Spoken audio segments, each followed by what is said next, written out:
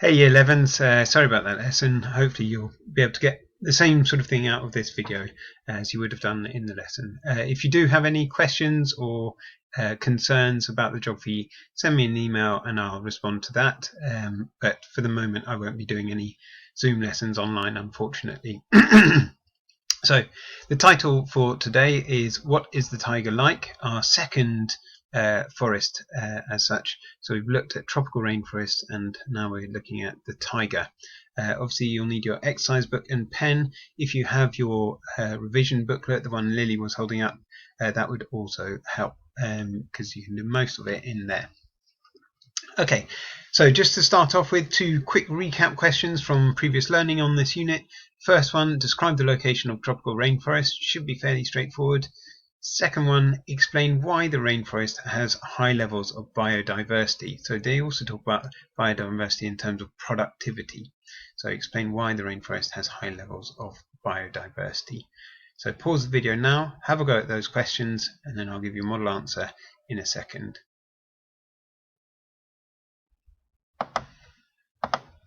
Okay, so rainforests are located between the two tropics, Cancer and Capricorn, mainly along the equator. You might mention some of the countries, so some countries include Brazil and Indonesia. You could also talk about the Congo, Madagascar, lots of different countries. Second question, rainforests have high levels of productivity or biodiversity because it's both hot and wet all year round. Okay, so if you think about now at the moment, the weather in Britain is cold and therefore plants can't be as productive. Okay, but the rainforest is very productive because it's hot and wet all year round, which are perfect conditions for encouraging better growth of plants, and therefore more animals can thrive there if you've got lots of plants. Okay, so that's why there's high levels of productivity or biodiversity. Okay.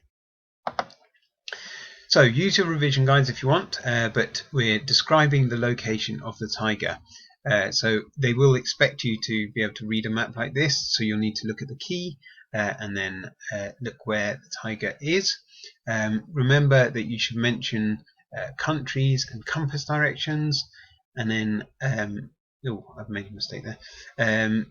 In terms of latitude, it's not on this map, but taiga is located between 50 and 70 degrees north. Okay, so 50, not 5, 50 degrees and 70 degrees north. So do your description of location, mention some countries, compass directions, and include your latitudes in there. Pause the video and then we'll get on with the rest of the lesson.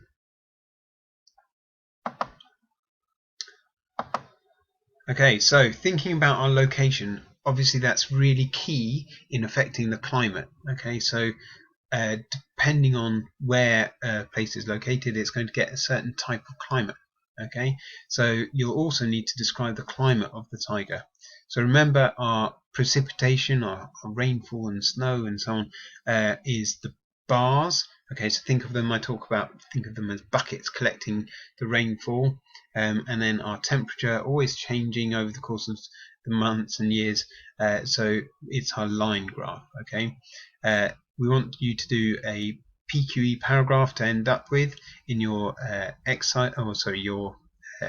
your guides, but your guides also break it down so that you do certain key statistics and months. But remember PQE, so what is the general pattern, quantify it, and then are there any exceptions? Okay, there's not necessarily any exceptions, but there could be.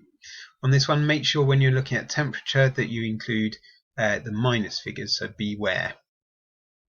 So pause your video, write your PQE paragraph, and then we'll start thinking about why is the climate the way it is.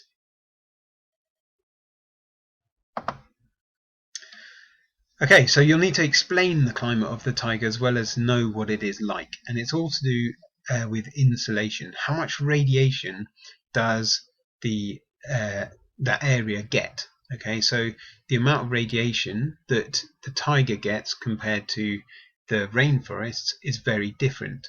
Okay, and there's two reasons for that. So if you look at this map, you've got the equator, which is getting direct sunlight. Okay, so it's much more concentrated in a smaller area, and therefore it's much hotter.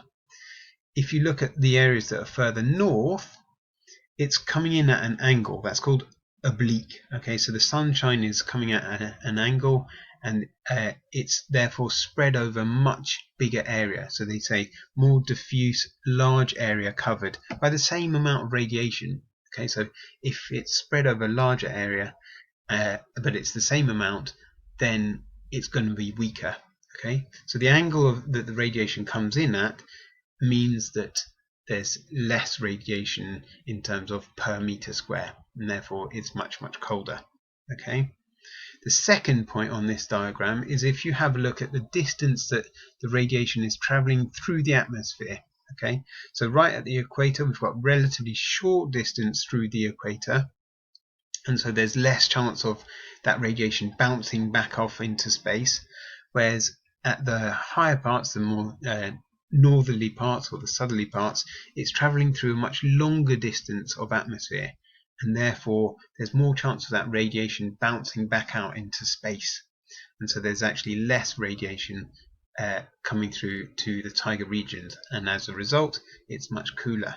Okay, that doesn't mean that it's travelling a longer distance in terms of the distance to the sun. So people quite often say, oh well, it's colder because it travels further. It's not quite right. Okay, so it's traveling longer distance through the atmosphere, and that's what's making it colder. Okay, so in your books, summarize why the climate of the taiga is cooler compared to that of the Amazon. A third reason for different climates is because of the Earth's tilt. So the Earth isn't a sort of on a straight axis, it's on a tilted axis. And what that means that is, well, that's the reason we get seasons. Okay, but what that means for the taiga is that at some points during the year, the taiga is receiving lots of sunshine. Okay, so during the summer, if you look on the left-hand side of this diagram, it receives a lot of sunshine, and that's why it's warmer. So it will have sunshine for almost 24 hours per day. Okay, but during the winter, the opposite is the case. Okay, so it receives almost no sunshine, and that has an impact on how productive the taiga is. Okay, so during the winter it receives very little sunshine, and therefore plants can't be as productive. If plants aren't being productive, then the animals can't survive either, because there's very little food.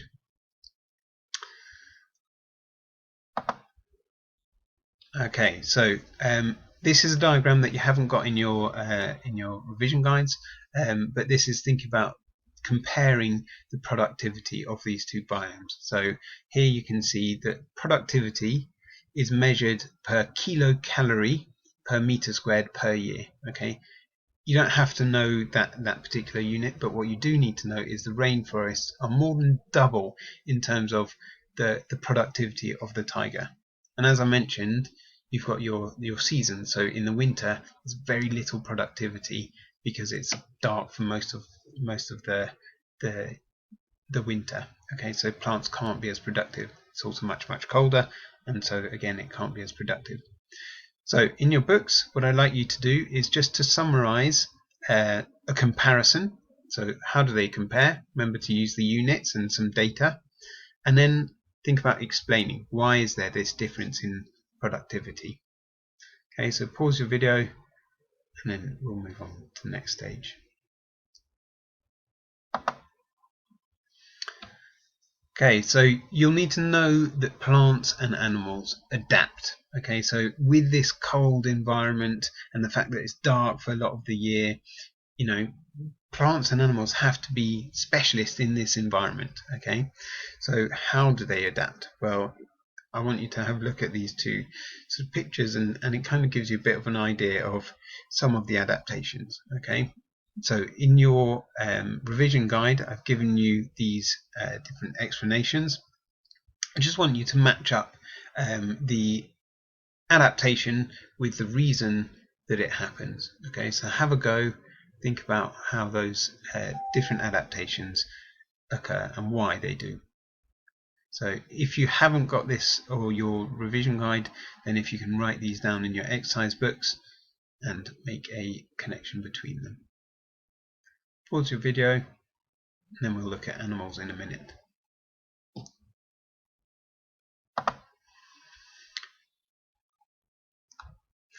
Okay, so we've done plants. Now we want to think about the adaptations of some animals. Okay, so we're going to look at the moose, very specialist adaptations to the taiga. So I said the moose has thick fur, it has long legs, pointed hooves, and eyes that help it to see in low light. So for each one of those, what I'd like you guys to do is just to explain why you might have those adaptations.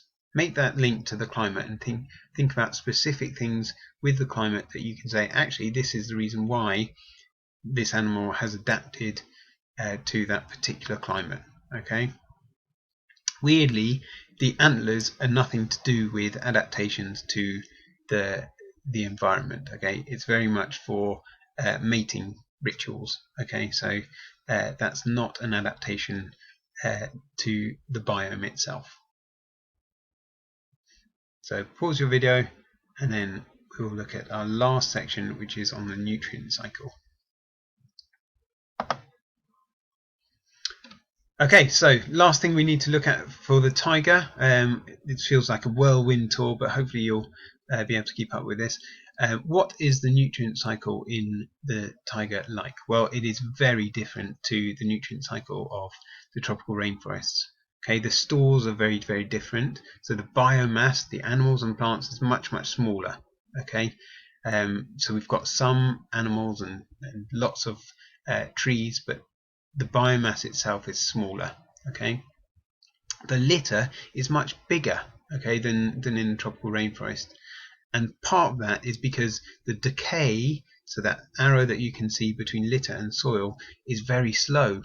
There isn't that warmth and the wetness that means that things decay really quickly. Okay, so the litter stays for quite a long time, and that's also why in the summer they have a lot of forest fires, because you've got that leaf litter dried out during the summer, and then at the end of the summers you get forest fires. So we'll look at threats at a later lesson. Okay, but the leaf litter is much bigger here, and then there's hardly any nutrients in the soils. Okay, so most of the nutrients are stored in the litter.